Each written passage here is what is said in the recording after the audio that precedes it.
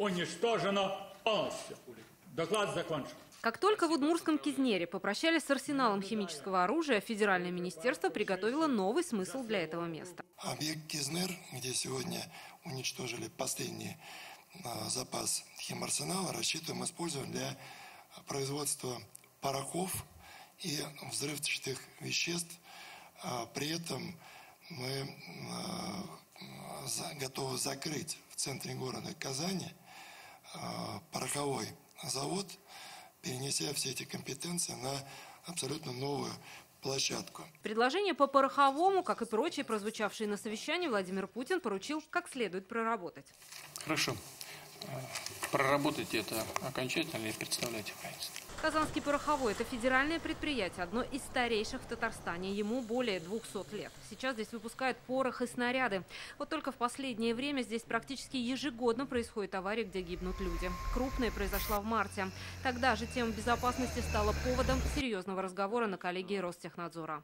Завод, конечно, очень старый. Пока мы не построим нормальное современное предприятие, это будет большой проблемой и для столицы, это будет и для надзорного органа. Сидим на пороховой бочке, говорят казанцы. Они не против, если завод сменит прописку. Давно пора. Химическое производство опасно, в постоянное время горит. Вообще очень была бы рада, потому что постоянные ночные взрывы. Да пускай переносит, нам что, какая разница, в принципе-то. У жителей Удмуртии, судя по переписке в соцсетях, полярное мнение. Ага, давайте все сюда. Кизнер уже как мусорный трубопровод. И будем жить как на пороховой бочке.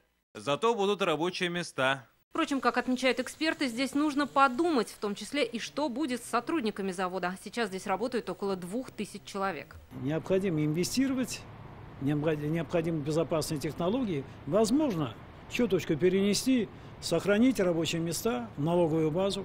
Локальные неприятности бывают.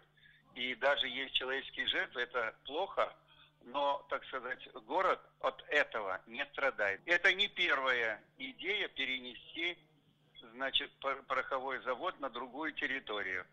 Оборотная сторона перемещения завода состоит в том, что площади, которые сегодня находятся у порохового завода, они, значит, должны быть рекультивированы. На это тоже понадобятся средства. Останется ли пороховой на своем месте или переедет, станет известно, когда специалисты взвесят все «за» и «против». Хочется думать, будет учтено и мнение общественности. Елена Веселова, Дмитрий Аринин, Марат Саидгараев, ТНВ, Казань.